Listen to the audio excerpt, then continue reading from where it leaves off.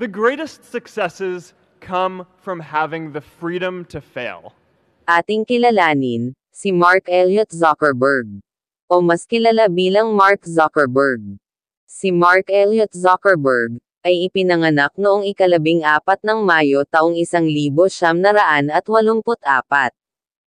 Isang Amerikanong negosyante, na mas kilala bilang isa sa mga nagtatag ng tanyag na panglipunang networking site, na Facebook. February 4, 2004, sinimulan ni Mark Zuckerberg noong college sophomore, sa Harvard University, ang Facebook mula sa kanyang dorm room, kasama ang 3 pang kapwa Harvard students. 20 years later, may market value na itong $599 billion o mahigit 31 trillion Philippine pesos, 31,221,268 million Philippine pesos. Ang eksaktong halaga base sa kasalukuyang conversion rate na 55 Philippine pesos and 85 centavos, USD. Dahil dito napanatili ni Zuckerberg ang kanyang posisyon sa ika-5 pwesto ng Real-Time Billionaires Circle ng Forbes.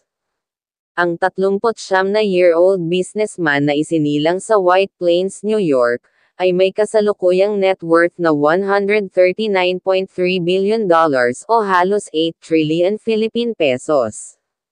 Ang Facebook Inc., na kalaunan ay kilala na sa company name nitong Meta Platforms, Inc., o Meta.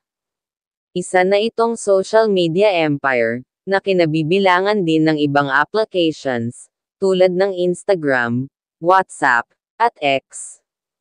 Hindi akalain ni Mark Zuckerberg na magiging multi-billion-dollar business siya, ang website, na sinimulan lamang niya, upang magkaroon ng ugnayan ang mga kapwa niya estudyante sa Harvard. Ngunit ang hindi alam ni Mark Zuckerberg, ito pala ang makakapagbago ng buhay niya. Kalaunan, binuksan ito para sa iba pang mga estudyante, mula sa mga paaralan sa US, at pagdating ng Hunyo ng parehong taon, ay mayroon na itong 250,000 registered students mula sa 34 na colleges. Isang taon, buhat ng ito'y maitatag noong 2005, lumobo ang active users nito sa 6 million. Naging higit pa itong matagumpay noong 2006, nang buksan ang membership sa lahat edad 13 years old at pataas, basta't mayroong valid email address. Agad din itong namayagpag sa Pilipinas, kung saan mayroon itong 80.3 million users sa kasalukuyan. Bata man o matanda, may ngipin man o wala, mayroong Facebook. Kung noon pa sulat-sulat pa, ngayon pa chat-chat at pa video-video call na lang, simula nang magkaroon ng Facebook.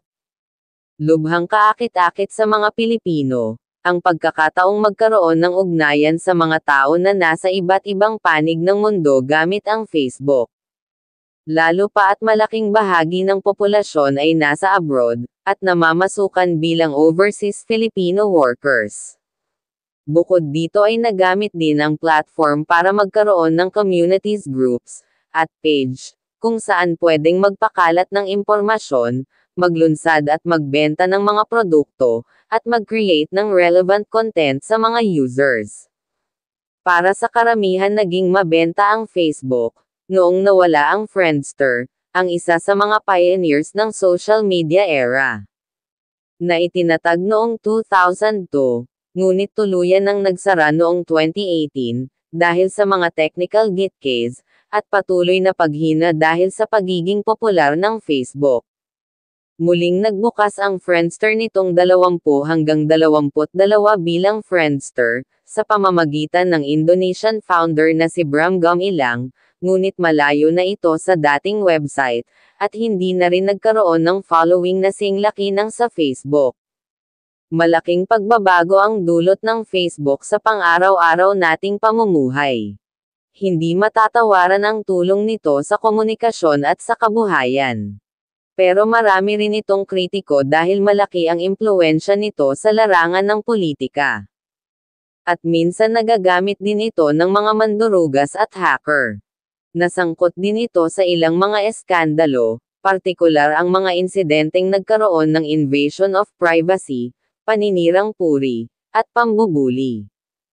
Kaya't ang panawagan ni Justin Hendricks, ang editor ng Tech Policy Press, it's important for there to be privacy protections in place.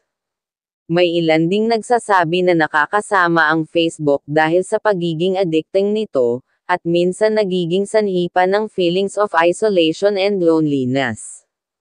Ayon sa Wapcom, na website ng isang TV station sa Jackson, Mississippi sa USA.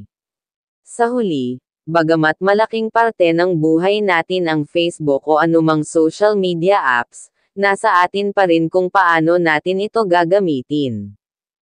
Importante na maging responsible users, at huwag gagamitin sa anumang masamang aktibidad.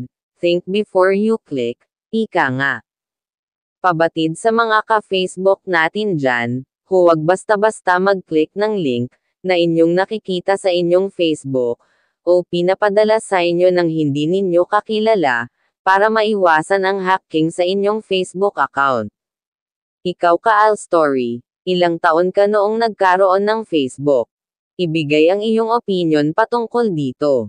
Salamat sa panonood, huwag kalimutang i-share, at i-follow ang ating Facebook page at mag-subscribe.